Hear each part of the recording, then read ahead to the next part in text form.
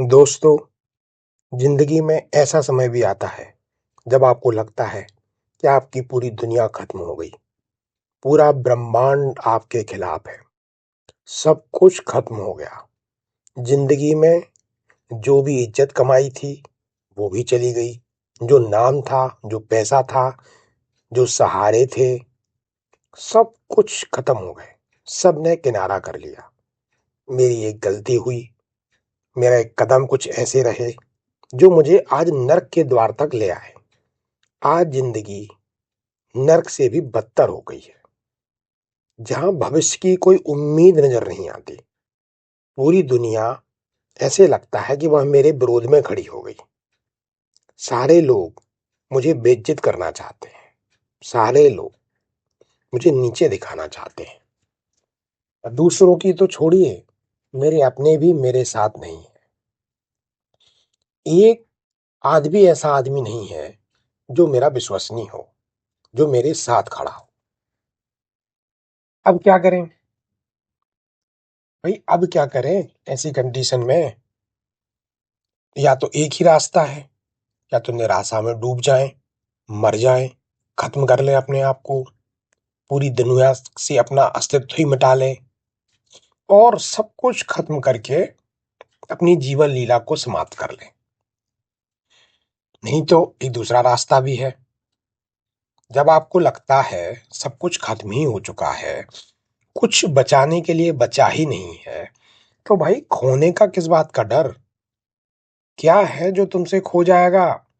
अरे कुछ खोने के लिए बचा नहीं है तो भाई मेरा कहना है चिंता ही छोड़ दीजिए ना खोने की। जब कुछ खोने की चिंता नहीं रहेगी तो फिर आपकी सारी तकलीफें ही खत्म है। फिर आपको कुछ सोचने की जरूरत क्या है? अरे हम पूरी ताकत लगाकर एक बार क्यों कुछ नहीं कर सकते परिस्थितियों को बदलने के लिए? क्या होगा एक बार भी यदि परिस्थिति नहीं बदली? तो भी हम कौन सा निचले निचले स्तर पे गिर जाएंगे? हम ऑलरेडी पहले से ही जो है निचले स्तर पे गिरे हुए हैं। अब और गिरने का तो रास्ता बचा ही नहीं है। दुनिया कुछ भी सोचे, कम से कम मेरी अंतरात्मा तो इस बात के लिए अप्रिशिएट करेगी कि हमने संघर्ष किया, हम एक योद्धा की तरह लड़े, हमने संघर्ष करके दुनिया को बदलने की कोशिश की, अपनी परिस्थितियों को बदलने की कोशिश की। अरे भाड़ में जाए, कोई अप्रिशिएट करे या नहीं करे, कम से कम आप तो अपने साथ न्याय कर पाएंगे। कम से कम आपको गिल्टी फील तो नहीं होगी कि आपने इसे बदलने के लिए कुछ नहीं किया। ये दुनिया सिर्फ कल्पना मात्र है। ब्रह्मांड इतना बड़ा है कि हम जैसे तुच्छ प्राणी के बारे में सोचने के लिए, साजिश करने के लिए किसी के पास फुर्सत नहीं है।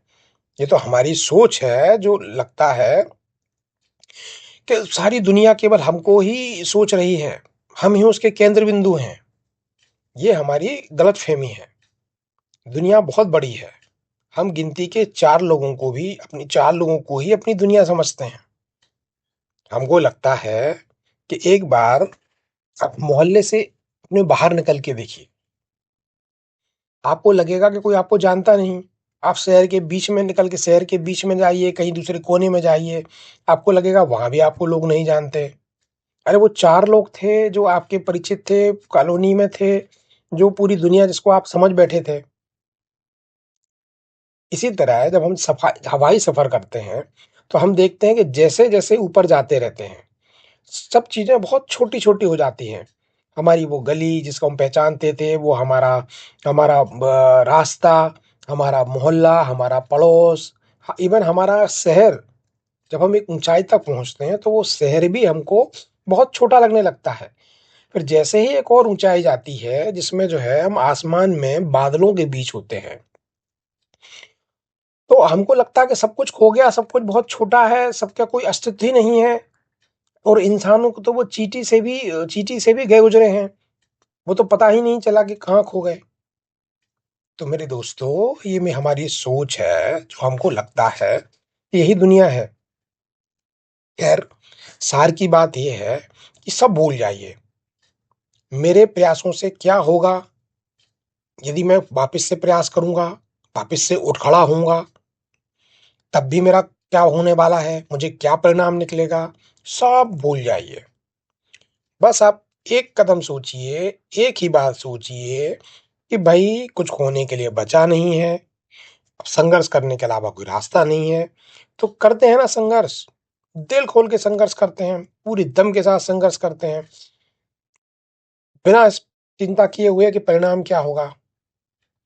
हालाँकि मित्रों, मेरा यकीन है कि सब कुछ बदल जाता है, सारी परिस्थितियाँ बदलेंगी और आपके लिए एक नई दुनिया भी बनेगी।